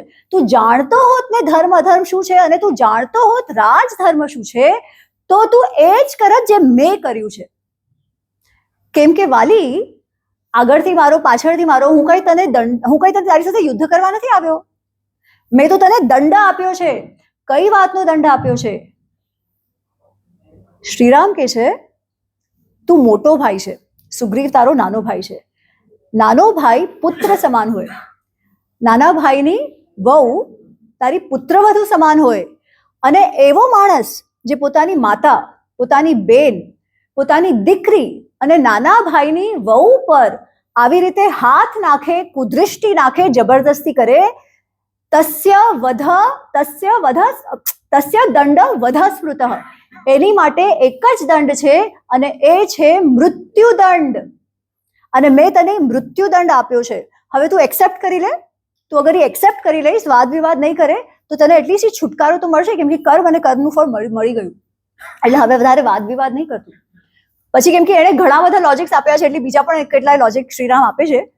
પણ એ કે છે મેં તને દંડ આપ્યો છે. અને કઈ રીતે દંડ આપ્યો છે? અયોધ્યાના રાજા ચક્રવર્તી રાજા છે. શ્રીરામ કે છે હમણાં ત્યાં સિંહાસન પર કોણ બેઠું છે? ભરત. હું ભરતનો પ્રતિનિધિ તરીકે અહીંયા છું. એટલે આ ક્ષેત્રમાં જ્યાં પણ અધર્મ થતું હોય ત્યાં ધર્મ સ્થાપન કરવાનું અમારું કર્તવ્ય છે, અને એ જ મેં કર્યું છે. એની માટે પાછળથી મારવું પડે તો એ પણ ચાલે. એ શ્રીરામ છે. અને સંભાવ આપણે શ્રીરામને સમજી જ નથી શક્યા, કેમ કે આપણે વાલ્મીકી રામાયણ વાંચ્યું જ નથી. બીજું તો કાંઈ નથી. વાલ્મીકી રામાયણ વાંચ્યું હોય તો આપણને કંઈ વાંધો નથી શ્રીરામને સમજવામાં. પણ વાત અહીંયા પૂરી નથી થતી. મારે હજી એક જે વાત તમારે એમના રિલેટેડ કેવી હતી. આપણે જ્યારે શ્રીરામની વાત કરીએ ત્યારે આપણને આંખના સામે કોણ દેખાય? અરુણ ગોવિલજી. કેવા હોય અરુણ ગોવિલજી? કોઈ કાંઈ પણ કરી જાય ગુસ્સે પણ ના થાય. એને એક જ ગુસ્સો કોણ થાય? એંગ્રી યંગ મેન કોણ છે? લક્ષ્મણ. શ્રીરામ નહીં. તો માનસમાં તુલસીદાસજીએ ખૂબ ઇન્ટરેસ્ટિંગ ટ્વિસ્ટ આપ્યો છે. જ્યાં જ્યાં વાલ્મીકી રામાયણમાં શ્રીરામ ગુસ્સે થાય છે એ બધું એમણે લક્ષ્મણ પર ઢોળી દીધું છે. ઇન્ટરેસ્ટિંગલી. હવે એ ઢોળી દીધું છે એ તો મજાકમાં કહું છું. એ આધ્યાત્મ રામાયણથી ઇન્સ્પાયર્ડ છે. માનસ જે છે એ આધ્યાત્મ રામાયણથી ઇન્સ્પાયર્ડ છે. એટલે એમાં એ રીતનું જે આધ્યાત્મ રામાયણમાં જે રીતે છે અને બીજા પુરાણોમાં છે એ બધું એમણે સંકલિત કરીને લખ્યું છે. એટલે એવું નથી કે એમણે જાણી જોઈને એમનું આમને નાખી દીધું હશે, એવું નથી. પણ જ્યારે તમે વાંચો અને કમ્પેર કરો ત્યારે એવું જ લાગે. તો વાલીવધ થઈ ગયો, વર્ષા ઋતુ શરૂ થઈ ગઈ. વર્ષા ઋતુ શરૂ થઈ એટલે હવે 4 મહિના કાંઈ ન થાય એ સમય, કેમ કે આમ પણ એ લોકો વનમાં હતા હે ને, અને સીતાજીને ગોતવાનું હતું. હવે ક્યાં સીતાજીને ગોતવા માટે પહેલા તો સેના જોઈએ ને, સુગ્રીવની સેના. એટલે શ્રીરામ કહે છે આ 4 મહિના આપણે બ્રેક લઈએ, ત્યાં સુધી સુગ્રીવનું રાજ્યાભિષેક થઈ જાય, અને જ્યારે વર્ષા ઋતુ પૂરી થાય ત્યારે પછી આપણે આ કામ પ્રકલ્પ હાથ ધરીશું, સીતાજીને ગોતવાનું. 4 મહિના થઈ ગયા, વર્ષા ઋતુ સમાપ્ત થઈ ગઈ. સુગ્રીવભાઈનું કંઈ અતાપતા નહીં, નો કાંઈ મેસેજ, ન કાંઈ. અને આ શ્રીરામ અને લક્ષ્મણ બિચારા ત્યાં બેઠા છે. થોડોક ટાઈમ તો પ્રતીક્ષા કરી. અચ્છા, હવે અહીંયા શું થઈ રહ્યું હતું કિષ્કિંધામાં કે આટલા વર્ષો પછી સુગ્રીવને ફાઇનલી થોડોક આરામ હતો, કેમ કે એ તો ભટકી રહ્યો હતો ને એના ભાઈથી બચવા. તો ફાઇનલી મહેલમાં હતો, ફાઇનલી થોડું ઐશ્વર્ય હતો, ફાઇનલી એની વાઈફ મળી હતી હે ને. તો એ પૂરી તરીકેથી આસક્ત થઈ ગયો એકદમ. અરે ઘણા દિવસો પછી મજા કરવાનો, શાંતિથી રહેવાનો સમય મળ્યો, એટલે એકદમ રાસ વિલાસ એમાં એ ભૂલી ગયો કે ટાઈમ કેવી રીતે પસાર થઈ જાય છે. જ્યારે 4 મહિના થવા આવ્યા ત્યારે હનુમાનજી એમને યાદ કરાવ્યું કે અરે તમે વચન આપ્યું હતું કે આપણે પૂરું કરવાનું છે. સુગ્રીવ મસ્તીને મસ્તી, હા હા ઠીક છે તું બધા વાનરોને બોલાવી લે, જે વાનરોને બોલાવવા છે એ બધાને તું મેસેજ મોકલાવી દે. તો એ કામ થઈ ગયું છે. પણ અહીંયા શ્રીરામને ખબર નથી કાંઈ, કેમ કે હજી પણ વાનરોમાંથી કોઈ આવ્યું નથી એમને કહેવા કે કેવું કામ શરૂ થઈ ગયું છે. પછી એક દિવસ શ્રીરામ લક્ષ્મણને કહે છે, લક્ષ્મણ, સુગ્રીવને અગર એવું લાગતું હોય ને કે પોતાનું કામ કઢાવીને હવે એ ટાંગ આપશે આપણને, અગર એ કૃતજ્ઞ થશે, અનગ્રેટફુલ થશે, તો એને આપણે સમજાવી દેવું જોઈએ કે એવું થશે નહીં. તું જા અને એને હમણાં આ મેસેજ આપ. શું મેસેજ આપ? નચ સંકુચિતા પંથા યેન વાલી હતો ગતા સમય તિષ્ઠ સુગ્રીવ મા વાલી પથમ અન્વગા. નચ સંકુચિતા પંથા યેન વાલી હતો ગતા. જે માર્ગથી વાલી ગયો છે ને એ હજી બંધ નથી થયો. સમય છે, ઉઠી જા, હજી સમય છે તારી પાસે, સીધો થઈ જા. નહીં તો તું વાલીના પથ પર જવાની ચેષ્ટા નહીં કર. વાલીને કોણે મોકલાવ્યો એ પથ પર? શ્રીરામે. શ્રીરામ કે છે ભાઈ તને પણ મોકલાવી દઈશ. ભૂલતો નહીં કેવી રીતે કર્યું છે, તને મારું સામર્થ્ય ખબર છે. એટલે તારો અગર એવો વિચાર હોય કે તે જે કીધું છે એ વાત પર તું ફરી વળીશ તો એવું ચલાવાશે નહીં. પણ ઓફકોર્સ સુગ્રીવની એવી કાંઈ ભાવના નહોતી. એ તો ફક્ત કેમ કે આટલા સમય પછી ઐશ્વર્યમાં હતો એટલે એ ભૂલી ગયો હતો, એટલે એમાં થોડુંક તણાઈ ગયો હતો એ ભાવનાઓમાં, બીજું કાંઈ નહોતું. એટલે જ્યારે લક્ષ્મણજી આવે છે અને કહે છે ત્યારે સુગ્રીવ બિચારો ડરી જાય છે અને કહે છે નાના નાના અમે તો કીધું છે. તારાનો એક ખૂબ સુંદર પ્રસંગ છે પણ તમે પછી પુસ્તકમાં વાંચજો. પણ એમને કહેવાય છે કે બધા વાનરો આવ્યા છે, પછી શ્રીરામ પાસે જાય છે, માફી માંગે છે વગેરે વગેરે, ને એ બધું પાછું ફ્રેન્ડશિપ બની જાય છે અને પછી સીતાજીને શોધવાનું કામ શરૂ થઈ જાય છે. પણ લક્ષ્મણ ગુસ્સે નથી થયો. લક્ષ્મણે મેસેજ મોકલાવ્યો પણ એ જે મેસેજ છે અને જે ગુસ્સાવાળો ભાવ છે એ શ્રીરામનો છે. શ્રીરામ મર્યાદા પુરુષોત્તમ છે, મર્યાદામાં રહે છે અને લોકોને રહેવા લગાડે છે. એ મહત્વપૂર્ણ છે. પણ ઉદ્દેશ્ય છે ધર્મ. ધર્મ માટે જે કરવું પડે કરે. પછી એવું નહીં કે અચ્છા જે પણ આઉટકમ જે પણ આવે હું તો આમ જ કરીશ. જે આપણને લાગતું હોય છે ને કે કળિયુગ માટે શ્રીરામ નથી, એ સાવ ખોટું છે. શ્રીરામ કળિયુગ માટે પણ એટલા જ પ્રાસંગિક છે. વાલ્મીકીના શ્રીરામ કળિયુગ માટે પણ એટલા જ પ્રાસંગિક છે જેટલા કૃષ્ણ છે અને હંમેશા રહ્યા છે. આ જે ડાયકોટોમી ક્રિએટ કરવામાં આવી છે કે કૃષ્ણ આમ ને શ્રીરામ આવું, એ લોકોને કહેવાય ને કે મજા આવે કે હા હા ચલો એક આ ને એક આ, હા હા હા, એના માટે કહેવામાં આવી છે. બંનેના તત્વો સમજીને કહેવામાં નથી આવી, અથવા જેને જેટલી સમજ હોય એવી રીતે કહેવામાં આવી છે. પણ તમે વેદવ્યાસ મહાભારત અને વાલ્મીકી રામાયણ વાંચશો તો તમને એટલું બધું ડિફરન્સ એમનામાં નહીં દેખાય. ઓફકોર્સ પર્સનાલિટી અલગ છે. હવે જ્યારે પર્સનાલિટીની વાત થાય છે ત્યારે એક વાત કહું, જે શ્રીરામ શ્રી કૃષ્ણ કરતા થોડાક વધારે છે અને એ છે રોમાન્સમાં. શ્રીરામ એટલા રોમેન્ટિક છે અને એટલા એક્સપ્રેસિવ છે કે કૃષ્ણનું કેવું છે, કૃષ્ણ બધા સાથે ઉત્સવમાં જ છે. કૃષ્ણની પર્સનાલિટી જ ઉત્સવમય છે. રૂકમિણી સાથે બી છે, સત્યભામા સાથે બી છે, અર્જુન સાથે પણ છે. કૃષ્ણનો એકચ્યુઅલી સૌથી ક્લોઝ સંબંધ કહીએ ને તો એમના વાઇફ સાથે બી નથી, અર્જુન સાથે છે, રાઈટ? એ જે એમની મૈત્રી છે. પણ જે શ્રીરામ અને સીતામાનો સંબંધ છે એટલો સુંદર છે, એટલો સુંદર છે કે પૂછો નહીં વાત. પણ એ સંબંધ લગ્ન પછી શરૂ થયો, પહેલા નહીં. આપણે જે વાલ્મીકી રામાયણ આપણે જે ટીવીમાં જોયું છે ને કે લવ એટ ફર્સ્ટ સાઇટ, ઓલા આવી રહ્યા છે સ્વયંવરમાં અને સીતાજી બગીચામાં છે, ખૂબ સુંદર પ્રસંગ છે એ સીતા કલ્યાણમનો. પણ વાલ્મીકી રામાયણમાં નથી. વાલ્મીકી રામાયણમાં સૌથી પહેલા એ લોકો લગ્નના મંડપમાં મળે છે. કેમ? કેમ કે સ્વયંવર જ નથી થયો. સીતાજી જ્યારે મળ્યા જનકને ત્યારે એ છોકરીને જોઈને જનકે નિર્ણય કરી લીધો હતો કે જ્યારે એ મોટી થશે, લગ્ન ઉંમરની થશે, ત્યારે હું એ જ મનુષ્ય સાથે આના લગ્ન કરીશ જે મારા શિવ ધનુષ પર પ્રત્યંજા ચડાવશે. ઘણા બધા રાજાઓ આવ્યા, ઘણા બધાએ પ્રયત્ન કર્યો. મારા ખ્યાલથી ક્યાંક સ્વયંવર હશે પણ એ લોકો વચ્ચે, પણ ત્યાં શ્રીરામ નહોતા ગયા. તો જ્યારે કોઈ ના ચલાવી શક્યું પ્રત્યંજા ત્યારે એ બધા રાજા ખૂબ ગુસ્સે થઈ ગયા અને 1 વર્ષ સુધી એ લોકોએ ઓલું આક્રમણ પણ કર્યું મિથિલા પર, પણ પછી મિથિલા એ લોકોને હરાવી દીધા ને એવું બધું. તો આ બધી વાર્તા જનક કહી રહ્યા છે વિશ્વામિત્રજીને. જ્યારે વિશ્વામિત્રજી રામ અને લક્ષ્મણને લઈને મિથિલા આવે છે ત્યારે વિશ્વામિત્રજી કહે છે અરે તારું જે ઓલું ધનુષ છે એ દેખાડ તો ખરા. અને જનક કહે છે આ છે કોણ? તો કહે છે અરે આ બે તો યુવરાજો છે અયોધ્યાના. તો ઓલું ધનુષ્ય આવે છે. શ્રીરામને ખબર નથી કે આને ચડાવીને પ્રત્યંજા ચડાવી દઈશ તો મારા લગ્ન થઈ જશે. એ જાણતા પણ નથી એ સમયે, ઠીક છે? એ તો ક્ષત્રિય કુતૂહલવશ ઉપાડે છે એ ધનુષ્ય, પ્રત્યંજા ચડાવે છે અને ધનુષ્ય તૂટી જાય છે. બહુ જ ખુશ થઈ જાય છે જનક ઓબ્વિયસલી. અને કે છે હવે તો મારી છોકરી તને પરણાવી દઉં. શ્રીરામ કે છે નિર્ણય હું ના લઈ શકું, એ તો મારા પપ્પાએ લેવો પડે. તો પછી પપ્પા દશરથજીને બોલાવવા આવે છે કે ભાઈ આવો લગ્ન કરીએ ન કરીએ. ઓફકોર્સ બધા હા પાડે છે. ચારે ભાઈઓનો ચારે બહેનો સાથે લગ્ન થઈ જાય છે. પ્રેમ એના પછી શરૂ થયો છે. પ્રેમ શરૂ થયો છે જ્યારે એ લોકો પાછા પહોંચી ગયા છે અયોધ્યા, અને થોડોક વર્ષે અયોધ્યામાં રહ્યા છે. અને વાલ્મીકીજી કહે છે કે એ બંને નિત્ય એકબીજા સાથે હોય, ખૂબ સરસ એમનો સમય પસાર થાય.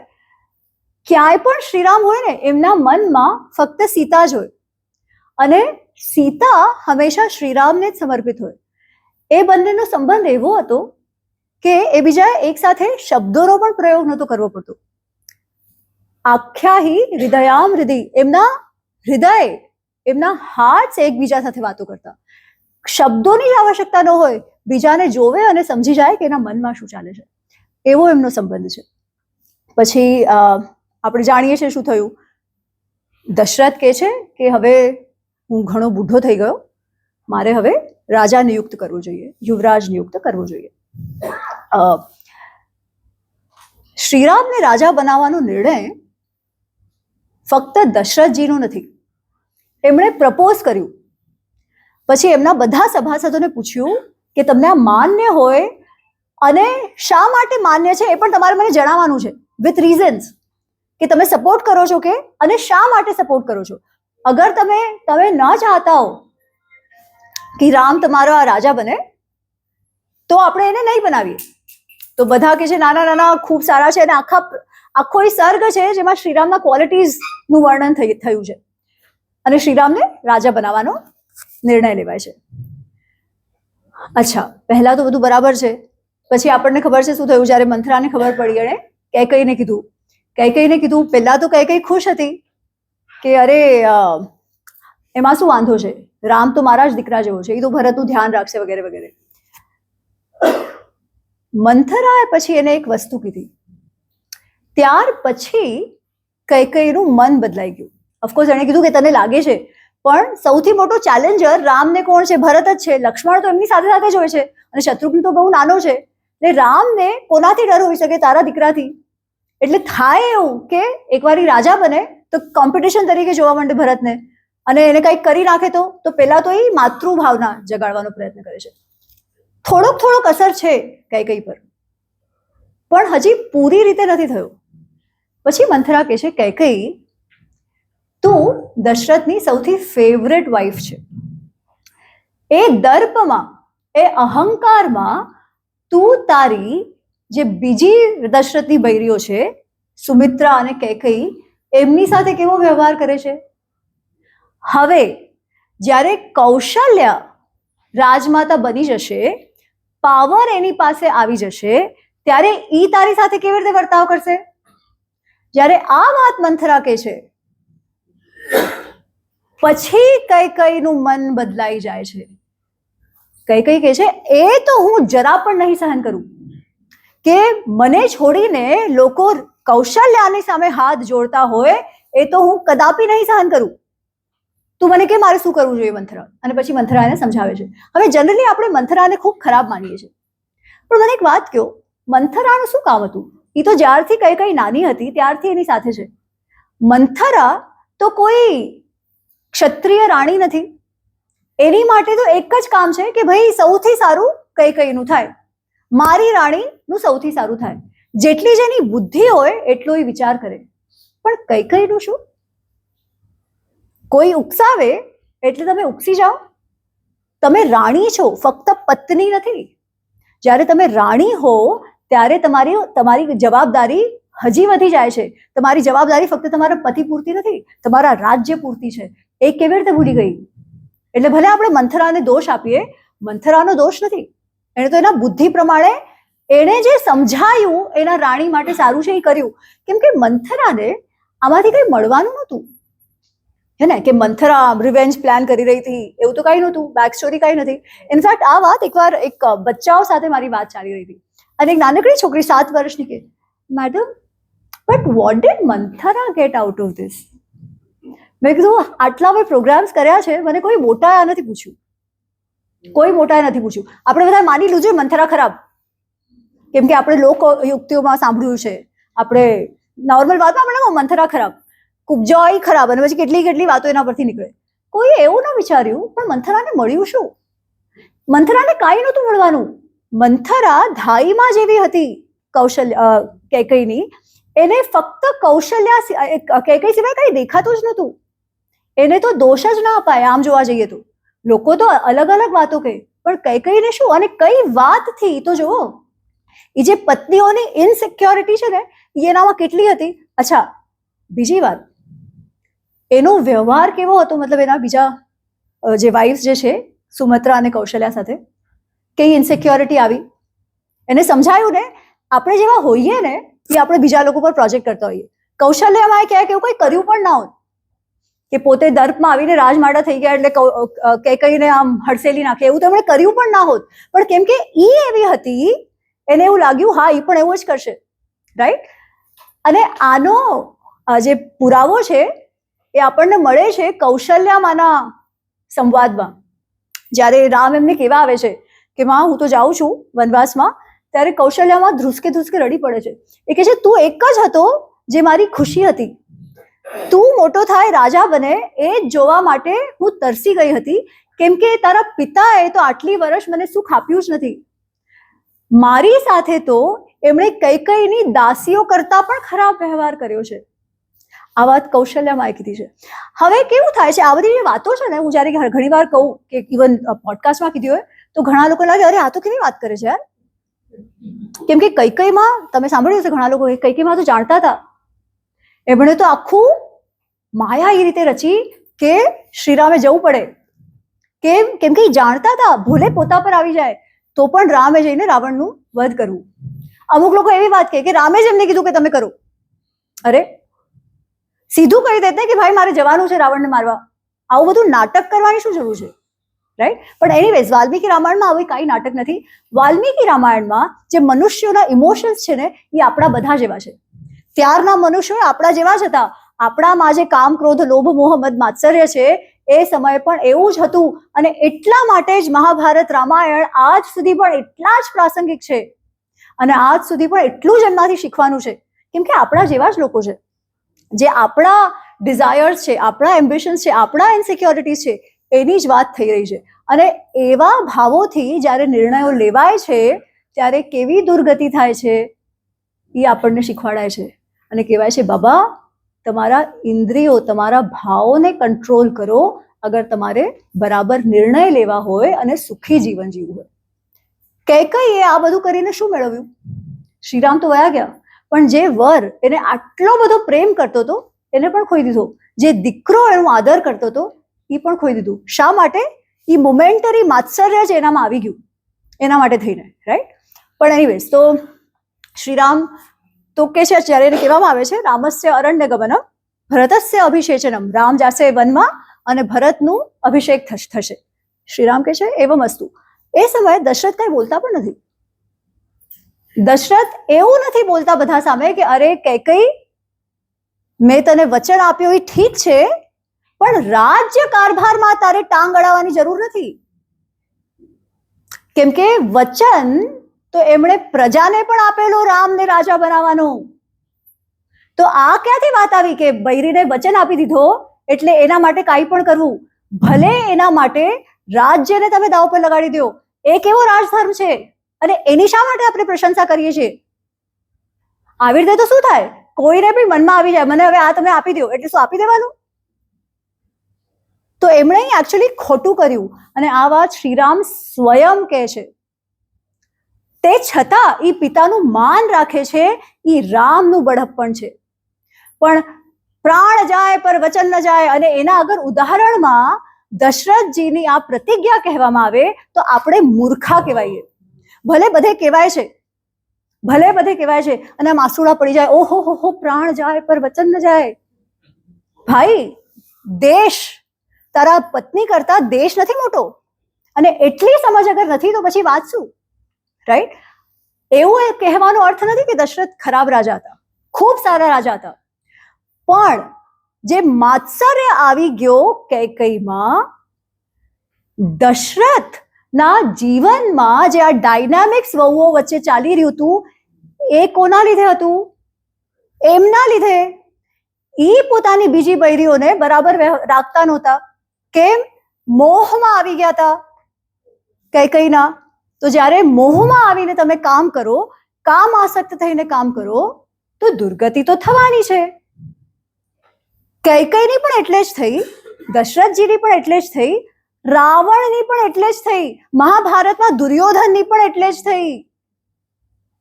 This is the common theme આખા એપિકમાં. એનીવેઝ, તો મારે જે શ્રીરામ અને સીતાજી વિશેની વાત કરવી હતી. કેટલો ટાઈમ છે હજી મારી પાસે?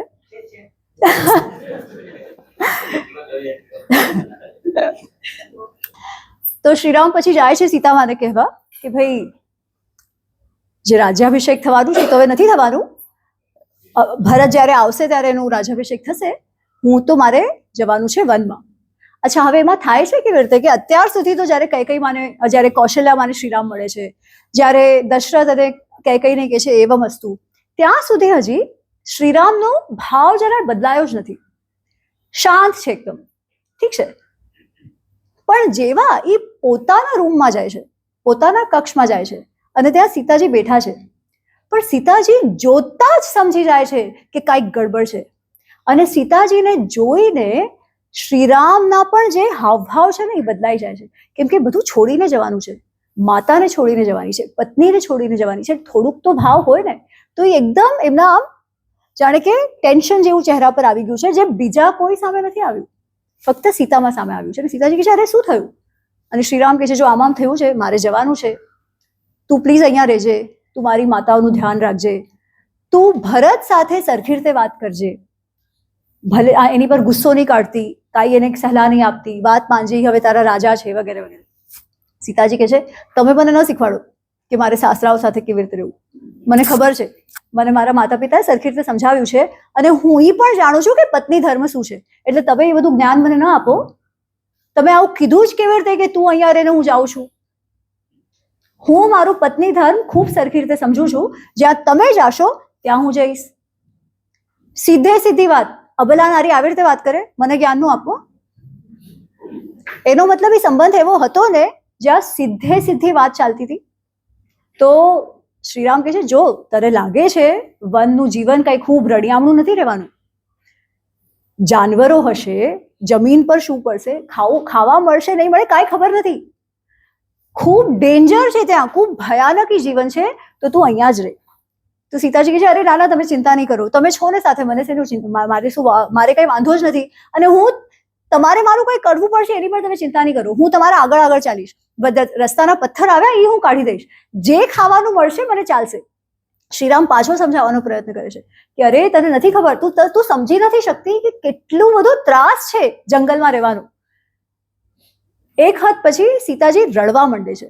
સીતાજી કહે છે મને નહોતી, શું મારા પિતાને ખબર છે કે એમણે મારા લગ્ન પુરુષ રૂપમાં સ્ત્રી સાથે કર્યા છે? લિટરલી એવું કે છે સ્ત્રીયમ પુરુષ વિગ્રહમ. શું એમને ખબર છે કે એમનો જે જમાઈ છે, જમાતા, એ કહે છે કે શું મારા પિતાને ખબર છે કે એમનો જે જમાઈ છે એ પુરુષ રૂપમાં સ્ત્રી છે? કેવી વાત કરો છો? તમે આખા દુનિયાની રક્ષા કરી શકો છો, તમે મારી રક્ષા નહીં કરી શકો કે તમે મને આવો ડરાવી રહ્યા છો? બધાની તમે રક્ષા કરો છો, મારી નથી કરી શકવાના. શું તમે વાત કરો છો? તમે મને નહીં લઈ જાઓ તો હું તો અહીંયા પ્રાણ ત્યાગી દઈશ. અને જોર જોરથી રડવા માંડે છે. જ્યારે રડવા માંડે છે ત્યારે હસે છે શ્રીરામ અને એને ગળે લગાડી લે છે અને કહે છે દેવી તવબત દુઃખેન સ્વર્ગમ અપીને અભિરોચયે. તને દુઃખ આપીને મને સ્વર્ગ પણ નથી જોઈતું. દુનિયાની એવી કોઈ શક્તિ નથી જે હું તારી સાથે હોઉં તો તને કાંઈ કરી શકે. એવી કોઈ શક્તિ નથી જે તને આજ પણ પહોંચાડી શકે. એટલે હવે જ્યારે તારો નિર્ણય છે, શ્રીરામ કહે છે વનમાં જવાનો જે નિર્ણય છે હું તારી પર થોપી નહોતો શકતો, પણ હવે લિટરલી એવું કહે છે તવ અભિપ્રાય અવિજ્ઞાય વાસમ ન રોચય અરણ્ય. તારો અભિપ્રાય જાણ્યા સિવાય હું તારા પર જોર જબરજસ્તી ના કરી શકું તને વનમાં લઈ જવા, કેમ કે એ કઈ તને એ નથી મળ્યું જે વનવાસ છે તને નથી મળ્યું, પણ હવે જ્યારે તે નક્કી કર્યું છે ત્યારે તું મારી સાથે જ આવીશ. સહધર્મચરી ભવ, તું મારી સાથે ચાલ અને મારી સહધર્મચરી થા. એવી રીતે કહીને લઈ જાય છે સીતામાને. અને એમના જે પહેલા 13 વર્ષ છે, મારા ખ્યાલથી જ્યારે એ લોકો મહેલમાં રહેતા ત્યારે પણ આટલો સમય સાથે નહોતો મળ્યો. આ 13 વર્ષ, 14મે વર્ષે કિડનેપિંગ થયું, એના પહેલાના જે 13 વર્ષ છે એ એમના વચ્ચેના એટલા ગોલ્ડન પીરિયડ છે, એટલો હનીમૂન પીરિયડ છે કે પૂછો નહીં વાત. એટલા પ્રેમમાં છે એ લોકો, સાથે ફરે, જ્યાં જાય ને ત્યાં શ્રીરામ એને દેખાડતા હોય કે આ ઝાડ કયું છે, આ ફૂલ કયું છે, જે પણ આ પક્ષી કયું છે.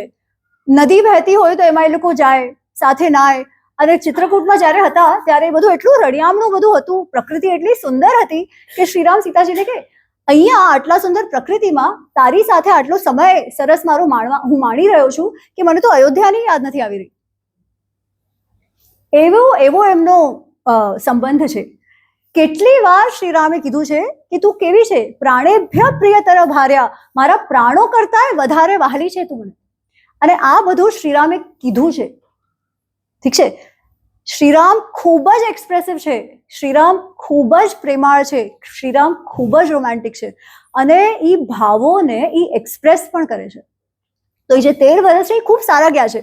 અચ્છા, હવે 13 વર્ષમાં એમનો સંબંધ કેવો હતો ને એનું ઘણું બધું ડિસ્ક્રિપ્શન આપણને છેલ્લા જે 1 વર્ષમાં જ્યારે સીતાજીથી વિરહ થઈ ગયો છે ત્યારે આપણને જાણવા મળે છે. કેમ કે શ્રીરામ યાદ કરે છે એમની સાથેની બધી વાતો કે અરે આજો એના હોઠ કેવા હતા, આ પાંદડા જેવા હતા, આ કમલ જેવી એની આંખો હતી, આ ઠંડી હવા જે અહીંયા બહી રહી છે, મને જે સ્પર્શ કરી રહી છે, એ હવા એને જઈને તો નહીં મળે.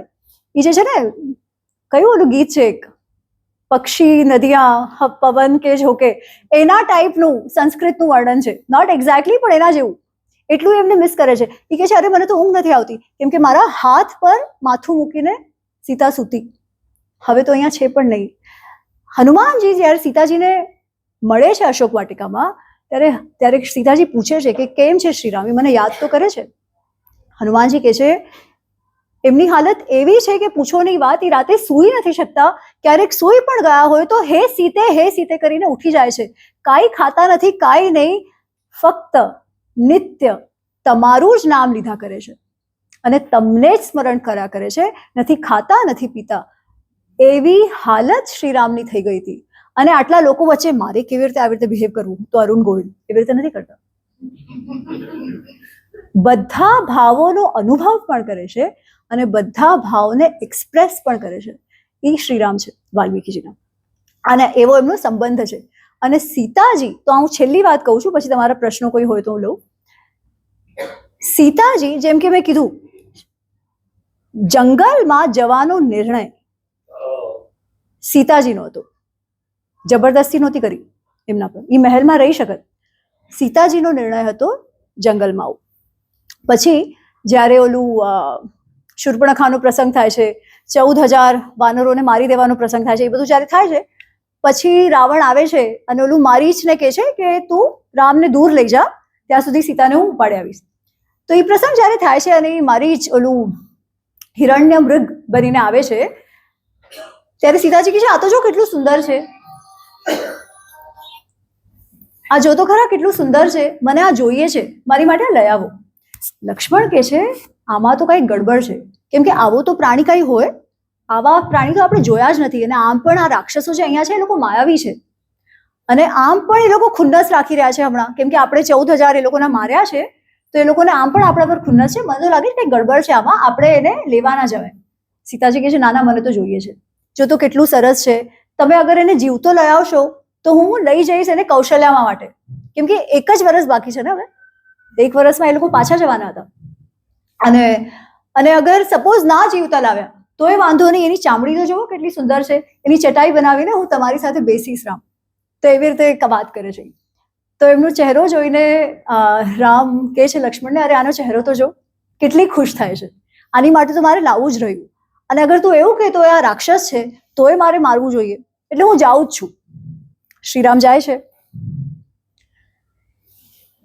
પછી આપણને ખબર છે શું થાય છે, મારી જ અવાજ કાઢે છે શ્રીરામનો ખૂબ દૂર લઈ જાય કે હે સીતા, હે લક્ષ્મણ, મને બચાવો બચાવો. સીતાજી જ્યારે અવાજ સાંભળે છે શ્રીરામનો ત્યારે એકદમ વિચલિત થઈ જાય છે.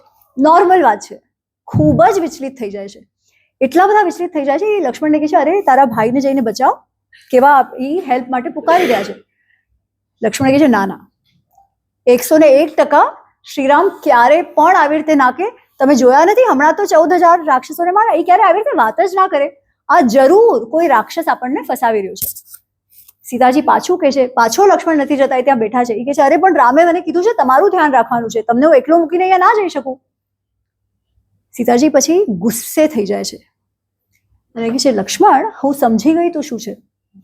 તું મિત્ર રૂપમાં શત્રુ છે તારા ભાઈનો, એટલા માટે જ તો તું અમારી સાથે આવ્યો છે. ભરત સાથે કન્સ્પાયર કરીને તું અમારી સાથે આવ્યો છે તાકી અર્જુનને તાકી રામને રસ્તેથી હટાવી શકે. કેમ? કેમ કે તારી દૃષ્ટિ મારા પર છે. પણ હું તને કહી દઉં છું લક્ષ્મણ, અગર શ્રીરામને કંઈ થયું ને તો હું તારા હાથમાં નથી આવવાની. જ્યારે આ વાત કહે છે સીતામાં, ત્યારે પછી લક્ષ્મણ કહે છે, અરે બાપરે, તમારી બુદ્ધિ ભ્રષ્ટ થઈ ગઈ છે.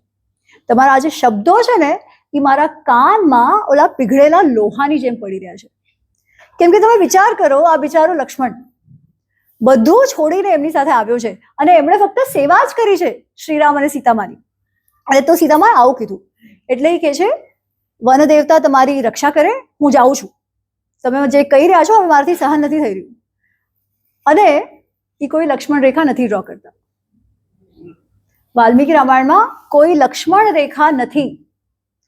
લક્ષ્મણ રેખાનું ઉલ્લંઘન થયું છે, પણ એકચ્યુઅલ લક્ષ્મણ રેખાનું નહીં, લક્ષ્મણની સહનશીલતાની રેખાનું ઉલ્લંઘન થયું છે, જેને પછી બીજા કોઈક રીટેલિંગ્સમાં એકચ્યુઅલ લાઈન. કેમ કે સીતાજીએ આવું કીધું, એ કેવું કેવી રીતે? માનસમાં પણ આવા શબ્દોનો પ્રયોગ નથી કર્યો તુલસીદાસજીએ, રાઈટ? કેમ કે કેવી રીતે કહે. અને અમુક વસ્તુ છે ને સંસ્કૃતમાં જ્યારે તમે સાંભળો ત્યારે એટલી ખરાબ ના લાગે, પણ ગુજરાતી કે હિન્દીમાં જ્યારે એને ટ્રાન્સલેટ કરો ને ત્યારે વધારે લાગે કે અરે બાપરે આ શું કહેવાયું છે. એ રીતે સંસ્કૃત ખૂબ મધુર ભાષા છે. એનીવેઝ, અને ત્યારે પછી આપણને ખબર છે શું થયું. રાવણ આવ્યો અને સીતાજીને ઉપાડીને લઈ ગયો.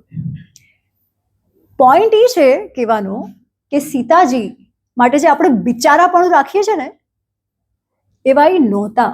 નોટ ટુ સે કે અરે ખૂબ ભારાડી હતા, એવું નહોતું. પણ જેવા એક સ્ત્રી હોય, એક શક્તિશાળી સ્ત્રી હોય, જે પોતાની મનની વાત કહેવામાં અચકાતા ન હોય, જે પોતાનું મનનું ધાર્યું કરવામાં પણ અચકાતા ન હોય. અને શ્રીરામ પણ એવા નહોતા કે દબડાવીને રાખે એમને. જે જોઈએ એ તને લાવીને દઉં, તારા ખાતર મારે ઓલા, મને ખબર છે કે કંઈ ગડબડ છે ઓલામાં, તો પણ જઈને લાવીશ કેમ કે તને જોઈએ છે. એવો એમનો સંબંધ છે. હવે મને ખબર છે પ્રશ્નો હશે, એટલે હું અહીંયા મારી વાણીને વિરામ આપું છું અને સમય હોય તો થોડા પ્રશ્નો લઈશ. બાકી તમારા પ્રશ્નો હોય તમે વાંચી પણ શકો છો. Thank you. જય શ્રી રામ. હા, ઓકે. હા, ઉર્મિલાનું પાત્ર એટલે નથી આવતું કેમ કે ઉર્મિલાના પાત્ર વિશે કંઈ લખ્યું જ નથી, એક્સેપ્ટ જે જ્યારે લગ્ન થાય છે એટલો જ ભાગ છે એનો. જે બધી કથાઓ છે ને કે એ તો ઉભા રહ્યા 14 વર્ષ, અથવા અમુકમાં કે છે સૂઈ ગયા 14 વર્ષ, એવું કાંઈ નથી. અને એવું પણ કાંઈ નથી કે 14 વર્ષ સુધી લક્ષ્મણ ક્યારે નથી સૂતા, એવું પણ કાંઈ નથી. અરે પોસિબલ જ નથી યાર, રાઈટ? અને શા માટે? ટાઈમથી જ્યારે લક્ષ્મણ થાકી ગયો ત્યારે એ પણ સૂઈ જતા, શ્રીરામને એ લોકો તો ઓફકોર્સ સૂતા, રાઈટ? એટલે એવું કાંઈ એમના વિશે લખ્યું નથી. પણ ઉર્મિલા માટે મારે એક વસ્તુ કેવી છે કે ઉર્મિલાનું પણ એક્ઝામ્પલ લઈને રામાયણમાં એવું કહેવામાં આવે કે જો સ્ત્રીઓ સાથે તો અત્યાચાર જ થયું છે. સીતા સાથે અત્યાચાર કેમ કે એમને લઈ જવાયા અને દબડાવાયા. ઉર્મિલા સાથે અત્યાચાર કેમ કે ના લઈ જવાયા. અરે કન્સિસ્ટન્ટ તો રહ્યો, રાઈટ? આપણે જેટલું સીતાજીને, અચ્છા લેડીઝની વાત કરવી હોય તો યાર કઈ શું એને અબલા નારી કહીશું આપણે? તો પણ આપણે રામાયણને શું કહીએ? રામાયણમાં તો સ્ત્રીઓને દબડાવીને રાખવામાં આવે. કઈને દબડાવીને રાખી હતી, રાઈટ? સીતાજીને દબડાવીને રાખ્યા હતા. શૂર્પણખા દબડાવેલી હતી. ઇનફેક્ટ કોઈ દબડાવેલી હતી તો મારા ખ્યાલથી મંદોદરી હતી, જેના વરને આપણે ગ્લોરીફાય કરીએ છીએ. વિચાર કરો, રાઈટ? એટલે આ કોઈ પણ સ્ત્રીઓ દબાયેલી નહોતી. જીવનમાં ઘણીવાર એવા પ્રસંગો આવે જેમાં સુખ દુઃખ આવે, એનો અર્થ કોઈ દબાવી રહ્યું છે એવું નથી. શ્રીરામ સાથે પણ એવું થયું. તો ત્યારે એને આપણે પુરુષ રૂપે જોઈએ છે કે? તો જ્યારે સીતાજી સાથે કંઈક ગલત થયું છે તો ત્યારે એમની સ્ત્રી એમના પર શું કામ ઢોળી દેવામાં આવે છે? કે ફોર દેટ મેટર ઉર્મિલા, એવું મારે નથી કેવું કે સ્ત્રીઓ સાથે પ્રોબ્લેમ્સ નથી થયા છે, ડેફિનેટલી થયા છે, પણ એ રામાયણના લીધે નહીં, રામાયણના વેલ્યુઝને ભૂલી જવાના કારણે. કેમ કે રામાયણના વેલ્યુઝ તો એ છે કે અગર વાલી જેવો રાજા પણ સ્ત્રીઓની ડિસરિસ્પેક્ટ કરે તો પાછળથી પણ મારવું પડે તો મારી દેવાનો હોય. ઈ સ્ત્રીઓનું વેલ્યુ છે, ઈ સ્ત્રીઓનું આદર હતું, હે ને? એટલે એ મૂલ્યો ભૂલી જવાયા, એટલા માટે સમાજમાં જે પણ દોષો છે એ ફેલાયા, રામના લીધે નહીં. ઈ સમજવાની વાત છે. તો જસ્ટ ઈ જ મારે કેવું હતું કે ઉર્મિલાનું, હા, સીતાની અગ્નિ પરીક્ષા એમણે સ્વયં આપી છે, પણ હું એ જ વાત કહીશ જે મેં કઈ માટે કીધી.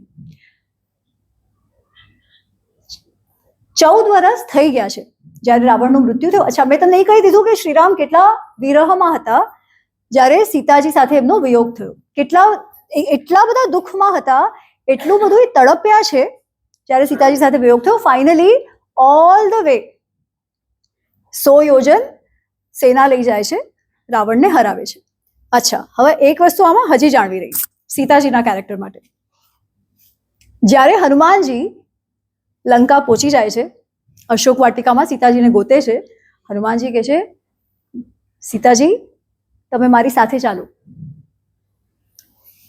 શા માટે તમારે અહીંયા દુઃખ બેઠવો છે? હજી મારી સાથે ચાલો અને હું હમણાં ને હમણાં તમને શ્રીરામ પાસે લઈ જાઉં છું. સીતાજી કહે છે ના. શા માટે? પહેલા તો એ કહે છે હું પડી ગઈ તો પાછા આ લોકો પકડી લેશે વગેરે વગેરે, પણ હનુમાનજી કહે છે તમે ચિંતા નહીં કરો, જો મારું શરીર કેવું થઈ શકે છે વગેરે વગેરે, એ બધું સમજાવી દે છે એમને. પછી સીતા કહે છે મને વિશ્વાસ છે હનુમાન કે તમે મને લઈ જશો, સરખી રીતે લઈ જશો, પણ અગર તમે મને લઈ ગયા તો મને છોડાવવાનો શ્રેય તમને મળશે. મારા વર પર શું લાગશે? કલંક લાગશે કે પોતાના બૈરીનું ધ્યાન ન રાખી શક્યો. એટલે એમના માટે એ જ ઉપયુક્ત છે કે સ્વયં આવે, રાવણને મારે અને મને લઈ જાય. હવે જ્યારે ઓલો અવાજ આવ્યો ત્યાંથી હે રામ હે સીતા કરીને લક્ષ્મણ સમજાવી રહ્યા છે કે એવું કઈ ના કરે, ત્યારે એ ડરી ગયા. પણ આ 100 યોજન સમુદ્ર પાર કરીને કાંઈ પણ સેના વગર એ આવશે કઈ રીતે? એમણે વિચાર કર્યો. એમને કરવાની જરૂરત પણ નહોતી, એમણે જે કર્યું એ બરાબર કર્યું. કેમ કે એમની માટે મહત્વનું એ નહોતું કે હું હજી અહીંયા મારે 1-2 મહિના ખબર નહીં ક્યારે આવશે, મારે હજી અહીંયા રહેવું પડશે, મારે હજી દુઃખ સહન કરવા પડશે. એ એમણે નહીં વિચાર્યું. એમણે શું વિચાર્યું કે મારા વર પર કલંક ના લાગે, એની માટે ભલે ને એને કાંઈ પણ કરીને આવવું પડે, આટલું બધું યુદ્ધ લડવું પડે, એના પર કલંક ના લાગવું જોઈએ. ભલે એની માટે હું હજી 2 મહિના સબળું, મને વાંધો નથી, હું ધૈર્ય રાખીશ. હવે જ્યારે યુદ્ધ પૂરું થઈ ગયું, રાવણનો વધ થઈ ગયો, સીતાજીને લાવવામાં આવ્યા, ત્યારે શ્રીરામ સીતાજીને એક તો એકદમ ઠંડા થઈ ગયા. અત્યાર સુધી જે એમના ભાવ ઇમોશન્સ હતા ને એ બધા ગાયબ, એકદમ ઠંડા થઈ ગયા. અને સીતાજીને કહે છે તને અગર એવું લાગતું હોય કે હું તારી માટે આવ્યો છું તો એવું નથી, રાવણે તો મારા કુળને ચેલેન્જ કર્યો હતો એટલા માટે હું આવ્યો છું, તારે જવું હોય ત્યાં તું જા. જ્યારે આ વાત શ્રીરામ કહે છે ત્યારે સીતાજી તો હક્કાબક્કા રહી જ જાય છે, પણ બધા વાનરો જે છે, હનુમાનજી જે છે, સુગ્રીવ છે, લક્ષ્મણ છે, એ બધા જોતા રહી જાય છે. કેમ કે એમણે તો હાલત જોઈ છે શ્રીરામની, સીતા વગર કેવી છે, એ તો જાણે છે શા માટે આવ્યા છે અહીંયા, તો આવું શા માટે બોલ્યા. એટલે એ બધા એકદમ હક્કાબક્કા રહી જાય છે, એટલા હદ સુધી કે લક્ષ્મણ તો આંખો લાલ લાલ લાલ લાલ થઈ જાય છે ને, જોવે છે, આમ ઘૂરે છે શ્રીરામ પાસે. પણ શ્રીરામ એને આંખોથી એવું ઇન્ડિકેટ કરે છે તો કોઈ બોલતો નહીં. સીતાજી ગુસ્સે થઈ જાય છે, રડવા માંડે છે, કેમ કે એ તો આટલા સમયથી પ્રતીક્ષા કરી રહ્યા હતા કે ક્યારે આવશે શ્રીરામ. તો એકદમ એમની આંખો ભરાઈ આવે છે, રડવા માંડે છે અને કહે છે અરે તમે મારી સાથે આવી રીતે શું કામ વાત કરી રહ્યા છો? જેમ કે એક અનસિવિલાઇઝ માણસ એક અનસિવિલાઇઝ સ્ત્રી સાથે વાત કરતો એવી રીતે તમે મારી સાથે વાત કરી રહ્યા છો. તમે મને કોઈ સાધારણ સ્ત્રી કેમ માનો છો? હું તો અયોનિજા છું, મારો તો જન્મ જ ડિવાઇન છે, તોય તમે મારી સાથે આવી વાત કરો છો?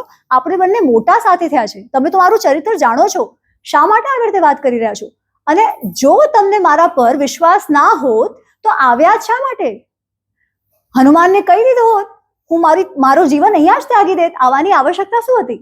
પણ ઠીક છે, તમે મારા પર પ્રશ્ન ઉઠાવ્યો છે એટલે હું હવે અગ્નિ પરીક્ષા આપીશ. અને કે છે સૌમિત્રે ચિતામ કુરુ સૌમિત્રે, લક્ષ્મણ ચિતા જલાવો.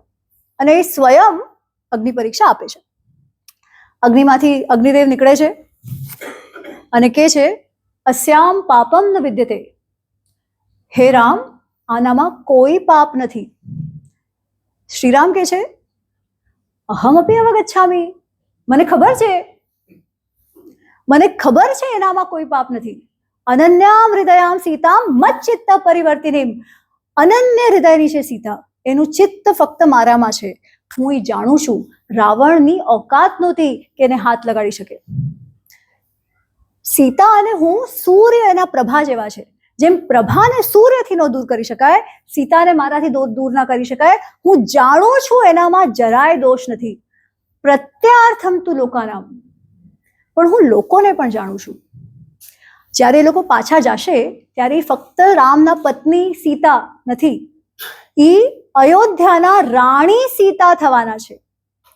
અને જ્યારે તમે રાણી ને રાજા થાવ ને ત્યારે લોકોને તમારા પર જજમેન્ટ આપવાનો રાઈટ મળી જ જાય. કેમ કે આદર પણ તમને એટલું આપે છે ને, જે તમારો ભાવ છે, આદર છે, એ બધું એના લીધે છે. એટલા માટે લોકોના મનમાં આવો પ્રશ્ન ના આવે. કેમ કે લોકો તો પૂછે, આજની જેમ થોડી કઈ બધા વિડીયો સાથે હતા કે અશોક વાટિકામાં સુખી છે કે દુઃખી છે. અશોક વાટિકા તો રાવણનું ક્રીડા સ્થળ હતું. એને ઉપાડીને ગયા કે સ્વયં જાતે ગયા, એ તો શ્રીરામને વિશ્વાસ હતો. કેવા વાળા તો કહી જ શકે ને. આજે કે છે તો આજે પણ ઓપરેશન સિંદૂર આટલા થઈ ગયા, પ્રૂફ દેખાડ્યા, તોય કેવા વાળા નથી કહેતા કે પ્રૂફ દેખાડો. તો ત્યારની શું વાત, ત્યારે તો આવા વિડીયોઝ નહોતા, કાંઈ નહોતા, રાઈટ? તો લોકો વાત કરશે. એટલા માટે શ્રીરામ કે છે લોકોને પ્રૂફ મળી જાય. પ્રત્યાર્થમ તુ લોકાના, મેં સીતાને અગ્નિમાં જવાથી ના રોકી. એટલા માટે નહીં કેમ કે મને સંદેહ હતો, મને તો હતો જ નહીં, પણ લોકોને પણ ના રહે એટલા માટે મેં કર્યો. શ્રીરામ પણ એટલું જ વિચારે છે કે મારા પત્ની પર કોઈ પ્રશ્ન ન ઉઠાવે. એ જ ભાવ જે સીતામાનો હતો કે મારા પતિ પર કોઈ પ્રશ્ન ન ઉઠાવે, એવો એમનો સંબંધ છે. Thank you.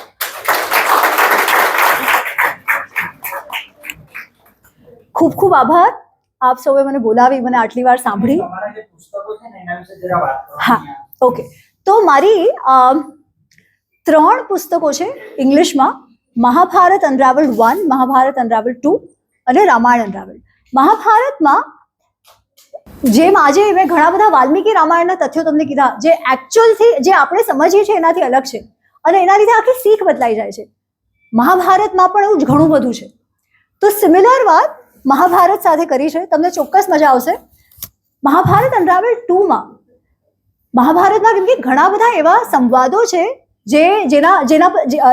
જેનામાં લીડરશિપ, પોલિસી, ગવર્નન્સ, એડમિનિસ્ટ્રેશન, જીવન કેવી રીતે જીવવું, જેમ કે શાંતિ પર્વમાં યુધિષ્ઠિર ભીષ્મ સંવાદ છે, વિદુર નીતિ છે, યક્ષ પ્રશ્ન છે, એને મેં ડિટેલમાં કેપ્ચર કર્યું છે એ પાર્ટ 2માં.